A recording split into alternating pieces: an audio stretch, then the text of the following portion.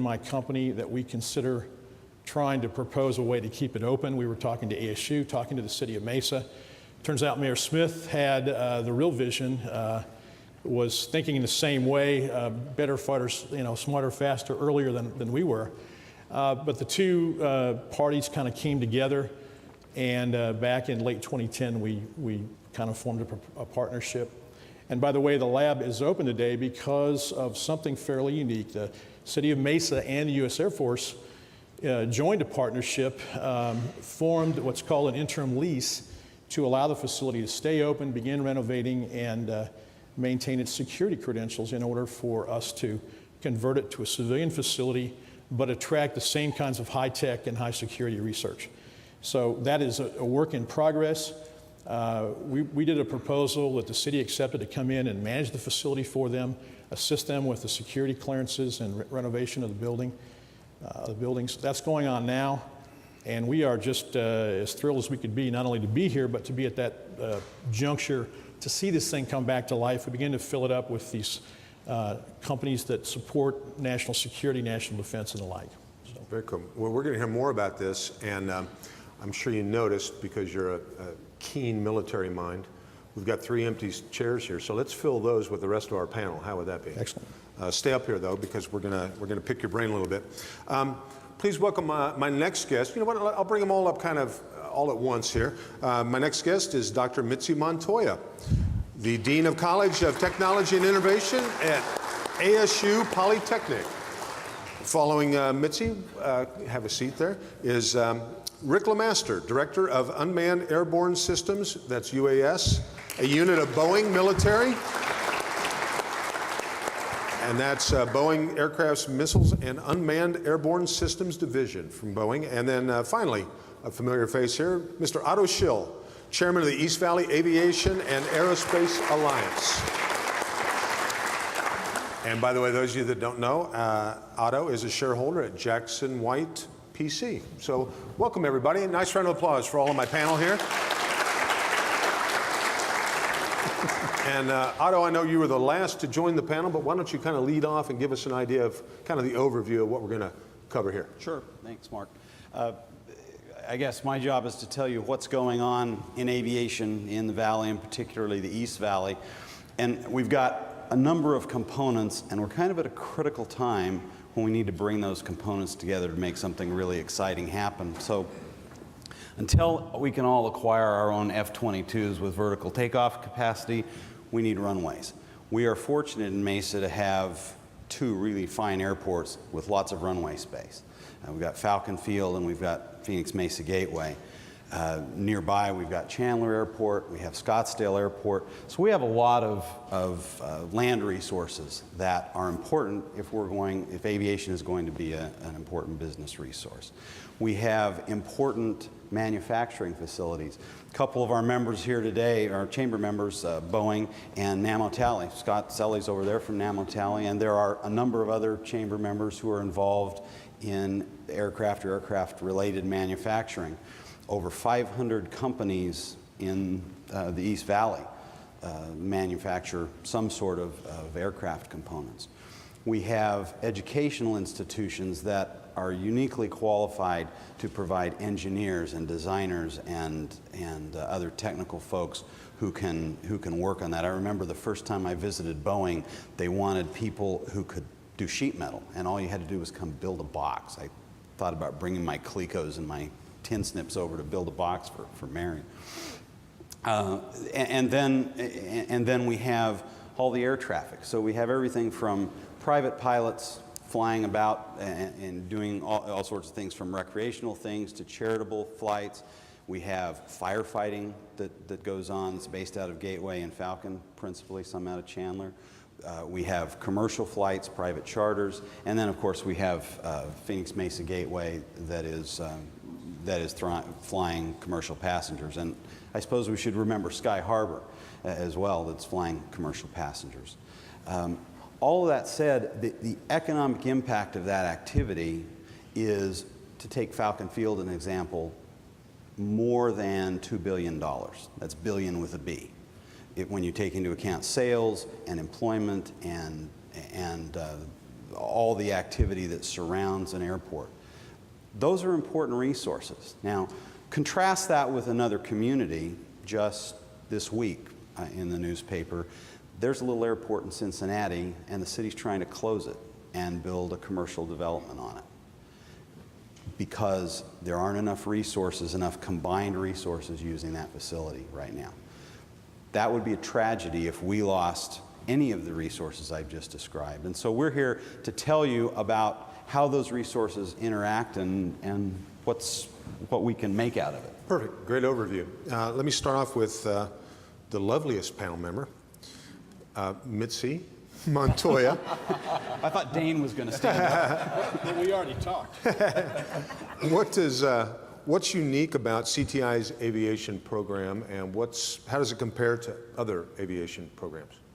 Well, I think what's particularly unique about our program is that it's housed in the College of Technology and Innovation, which means we have a very strong focus on being both project-based and applied. So our students have a complete overview of airport operations, interaction with the tower, for example, for our flight students, but also a very strong, broad university education, and one of the only 2 high-altitude chambers at a university in the country.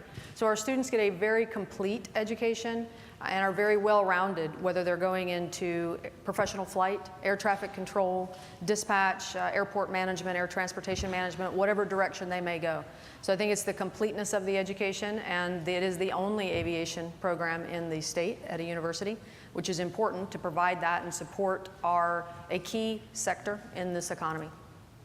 Well, when we were researching your topic, we noticed that it's housed in ASU's College of Technology and Innovation. Why is that? Well, for one thing, the College of Technology and Innovation is very focused on being industry engaged. So our goal is to be partnered with key industry sectors in the state, one of which is aviation, aerospace, and defense. So it makes sense that then the students who are in our aviation program have access to an understanding of the technologies that sit behind and support the aviation sector. So it creates a more well-rounded interdisciplinary education. And I should also mention that at the Polytechnic campus, in addition to access to what's at CTI, the College of Technology and Innovation, those students end up working on teams, oftentimes with students in completely different areas.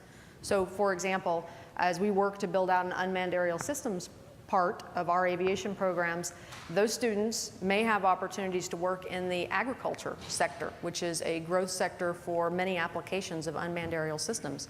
We have an agribusiness program. So an aviation student could learn about the ag industry if that happens to be an area of interest where he or she might want to fly in the future. So creating that interdisciplinarity, that's really what one of our major goals is at CTI. Very cool. What's the future of the program? I know I'm big at looking into the crystal ball. Where do you see this going?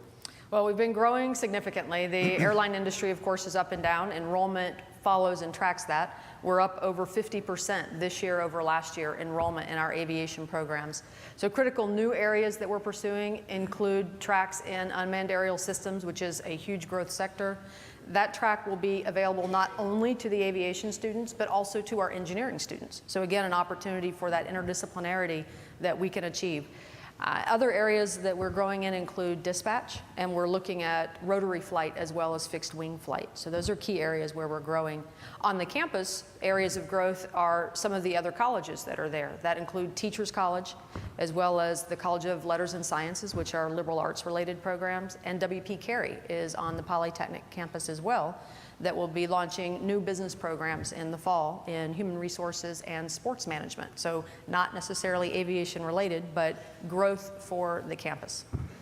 Very cool. Well, we'll come back to you in a little while. Let me. Could I ask a question? Sure. Mitzi, I know that a couple things that Mesa has going right now. We've got East Valley Institute of Technology, which is giving high school kids the opportunity to focus on some specific areas, aviation being one of them. And we also have lost it. But we have the Arizona Commerce Authority that's very interested right now in connecting the workforce, the local workforce, with education. What have you seen in terms of bringing students along from relatively young ages into your program or similar programs that we have locally, and then connecting them with the workforce? So great question about EVIT.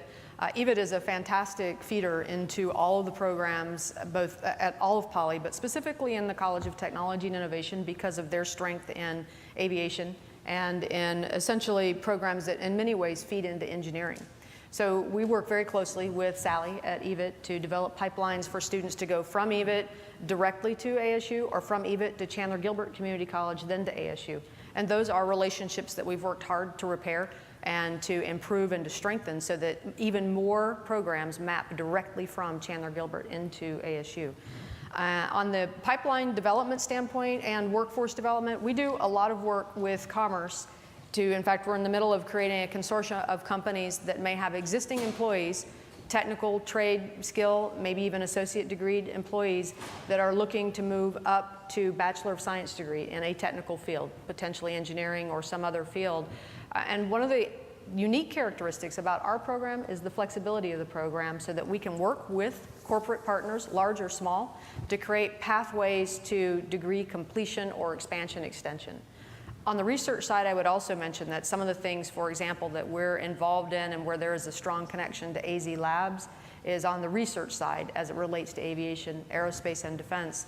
And in particular, our strength is on the simulation, modeling, and training aspect. So all of the things that we talk about related to flight and or use and implementation of new equipment that's launched requires a training component as well. And we have great strength on the simulation and modeling side, which is actually a great strength of the state, in fact, that we need to emphasize and focus on more. And we're working with Commerce and Alion and AZ Labs to do that. Great.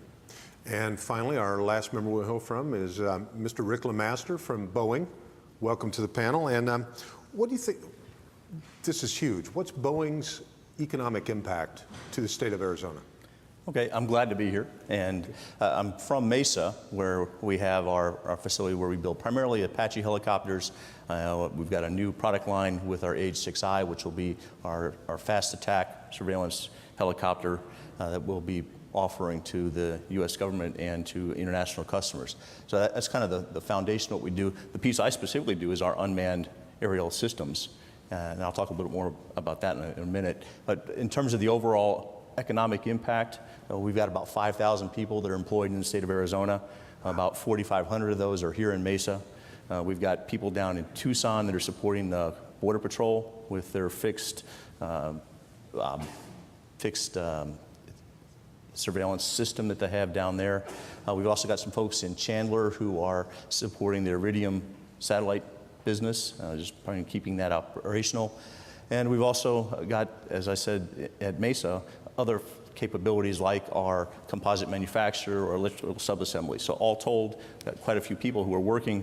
From an economic standpoint, we also have about 580 suppliers who are here, and we put over $1 billion annually into those companies, giving us the products that we need for both our commercial and our defense products that we deliver.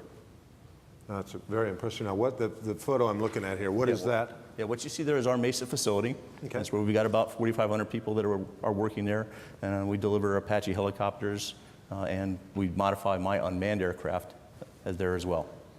Very cool. Now, you were mentioning the unmanned airborne systems. What impact do you think that has on Arizona? Well, I think that's really a growth area.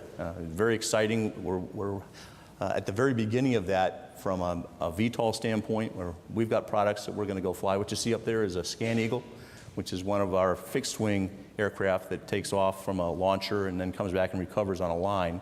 And that makes it runway independent. So I agree we do need runways, but we don't need them for everything. And so that's the launcher right there? Yeah, that's the launcher. That aircraft that you see there is about 10-foot wingspan. It'll go fly for about 24 hours. It's got a gimbal on the front that has a TV camera as well as night vision capability, so it'll go up and fly around and take pictures. And you can launch it from ships, or as you see there, you can launch it from a ground application. And then you said, how does it land? It comes back on a line? So now it flies back in. On each of the wingtips, it's got a little clip, so it'll fly into a rope that's hanging down and grab onto that and spin around. So you don't need a big net. You don't need to have a landing space. Yeah. This is unmanned, by the way.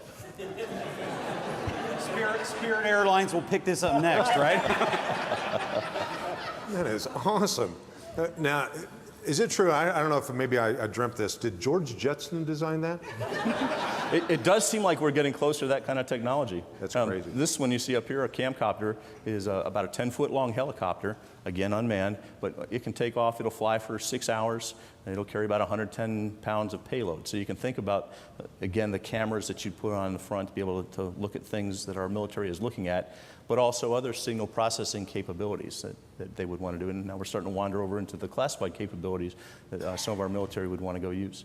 So we modify this product that we import from Austria to put those kind of special capabilities on the aircraft. Wow, very impressive. Cool stuff.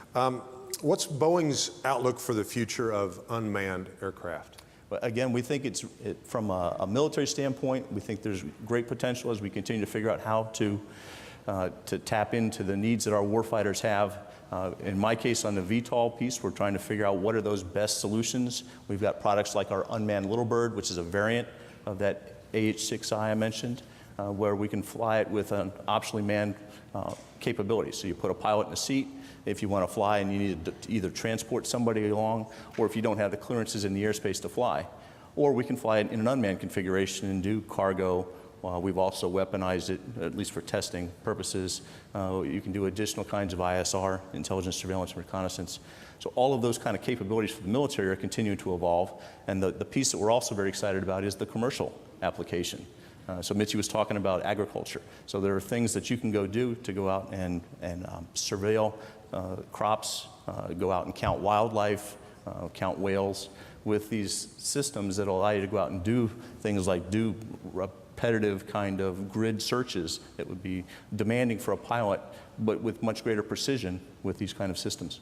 Wow, very efficient. And no need for drink service if it's unmanned. That's correct. Very. Put the seat back up, right? Right. Yeah. Return your seat to its full and upright position. Very, very cool. And all these, are these manufactured here in Mesa? So the Scan Eagle you see is actually built by one of our subsidiaries up in Bingen, Washington. Okay. The other products I talked about, the VTOL ones, were built here. We're also looking at something called manned and unmanned teaming, where we have the Apache helicopter with a pilot on board directing some of these others, like the Scan Eagle or the other VTOL unmanned aircraft. So you could envision the helicopter flying with a pilot on board, and he's got the ability to control where these other airplanes are out in front of him, so he gets good battlefield situational awareness. And I just got notification from our home office to remind everybody that Boeing will be out next Thursday at Aviation Fascination. So Yes, thanks for the plug. yeah, very cool. Well, fascinating stuff. And going back to you, Dane, what do you think the broad impact? I just love looking ahead, trying to figure out where you're going to be 5, 10, 20 years from now. What do you think the lab's presence is going to look like in the Valley? The lab is going to be, I think, a really key contributor to a much bigger aviation and defense community here in Arizona. You know, when we first became aware of the lab, as I said earlier, just a few years ago, we were actually stunned that someone would consider closing it. It's just there's too much there, there's too much investment. But really what's important about it is it's the combination of the lab at Phoenix Mesa Gateway, the ASU campus, Boeing's presence, the other aviation community that we work with. And let's don't forget what brought airplanes here to start with. There's great flying weather. And when you're doing research, development, and test, it also doesn't help that if you crash one, you don't do a whole lot of damage. So, and I mean that somewhat tongue-in-cheek, but no kidding. There's a great range complex. There's a great aviation range test and evaluation development complex here in Arizona. And that will serve the state well for many, many years to come. And I think we're all looking forward to a great opportunity to help develop that. So. I just had a realization when we were talking earlier about the Barry Goldwater library. He was quite an accomplished pilot, wasn't he? Absolutely. Retired Air Force general and yeah, quite an aviation expert himself. Yeah. So it just makes sense that his library would be in Mesa. So very cool. You know, Mark, I think it's important to highlight what a critical issue airspace is. And Dane, I happen to know that Dane used to be a military air traffic controller, so he knows a lot about this. You know, we have a lot of people living in the valley. We have a lot of airplanes flying, everything from little stuff to big stuff, and now we're going to add stuff with nobody in it. And that represents somewhat of a challenge, and it represents a challenge at the local level and at the federal level. I think the FAA folks are pulling their hair out trying to figure out how that works. And one circumstance we have Dane mentioned all the military ranges. They're all spoken for, by and large. You have to schedule time to get in there, and the folks who run F-16s don't think you should have their time to run a helicopter. So one of Boeing's challenges, I think, is where do you fly one of these things, and where do you fly it without being able to hit anybody else, and then where do you fly it next to somebody who's flying along in their airplane? Mark, what's your experience with that? From our experience, we fly in a number of different locations. We've actually got one of our helicopters, our A160 unmanned helicopter, down at Yuma, where we're flying through the end of the year, doing a series of tests down there. So you're right, it is becoming an issue in scheduling availability there. The bigger issue, though, is what do you do with the national airspace, all the civil airspace that's around that aren't the military ranges.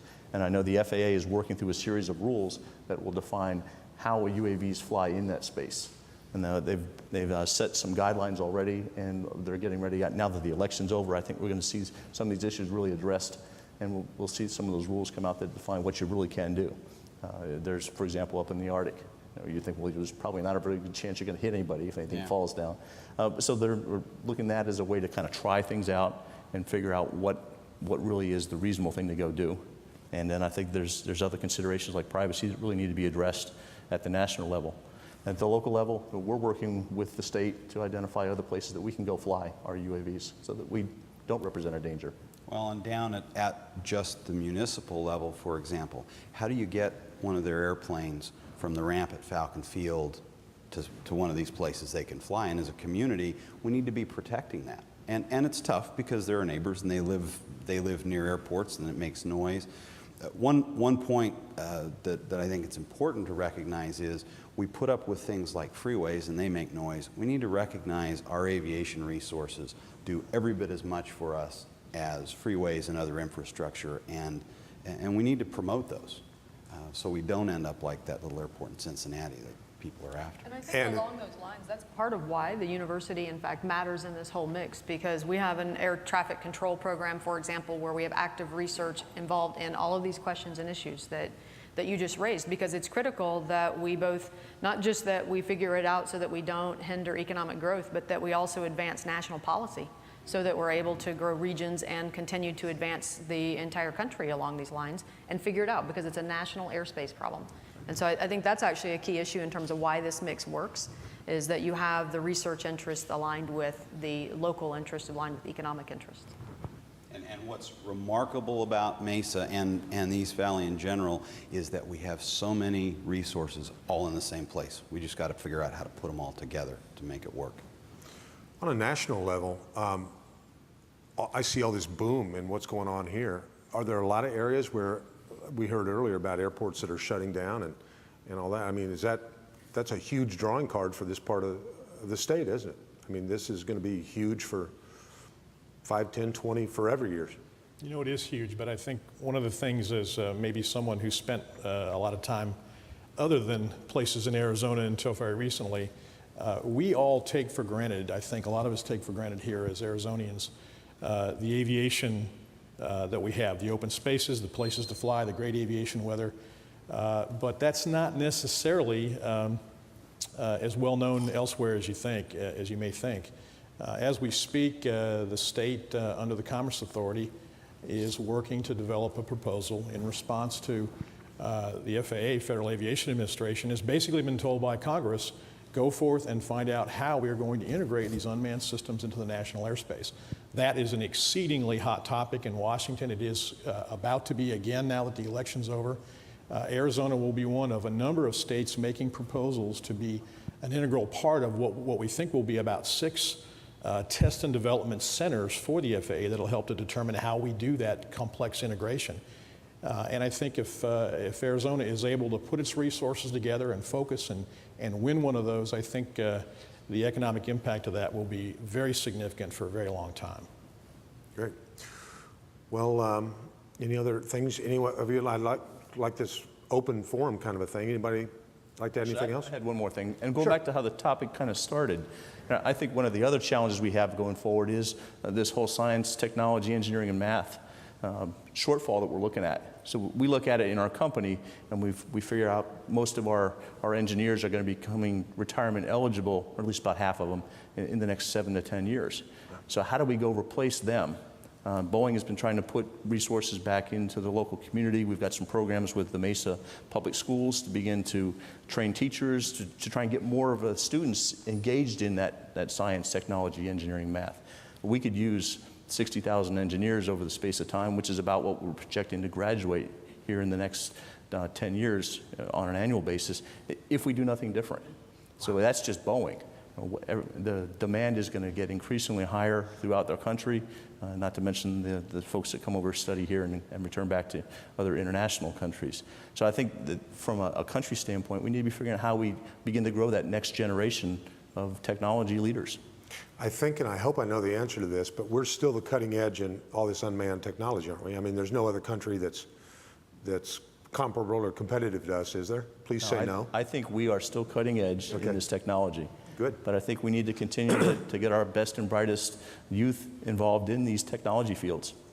So I would agree, and I would love to say that we're a big part of that solution. And I think that the partnership that we have amongst the companies in the East Valley and the development of programs that are very dedicated to building the specific type of engineer that the companies in the East Valley need is something that is what the Polytechnic Campus Commitment is all about. But we do need everyone's help at the level of encouraging young people, supporting our high school teachers, and it goes all the way down to junior high, where we're losing kids' interest. And so it's really critical that we work to inspire the excitement about the curiosity, the fascination with technology, and helping kids understand that it is possible, one, but two, it's fun, which matters to them, and that yes, it's hard, but you can do it. And that's actually a pretty key message that we have a challenge with. It's not that we don't have the ability to produce the engineers, it's a pipeline challenge of how many are choosing to go into the STEM fields. And that reducing number of choice is affecting the number that we can produce. And it's very critical, especially in the aerospace and defense sector, where you need American citizens, especially in certain job functions. And so it's a real critical issue for all of us to focus on what can we do to help inspire young people to pursue these fields. And I'm going to put in my plug as the only woman on the panel to inspire young women to pursue these fields, because we have very low participation rate nationally, only about 17%, and that's a high estimate in some fields. That's the average across engineering disciplines. Some it's as low as single-digit participation, percentage-wise, by women relative to young men. So we need your help supporting your daughters, your girls, your granddaughters, your nieces, and of course your nephews and sons to pursue STEM fields, because it's a critical issue that we're leaving off half the population in an entire sector. You know, that's a great plug, Mitzi, and I'm surprised the women in the audience didn't clap at that. Well, thanks. And you know what? If you guys don't mind, you don't have to unclip. We're almost finished. You can just hang out here. I'll never get this many smart aeronautical aviation people together again. I got to ask you this. I'm thinking about doing that lawn chair with the party balloon helium thing. Would that be a good idea for me? That's a great plan. In fact, they know how to handle it at FAA. The unmanned drone, is that how they would handle it? Almost anything once, right?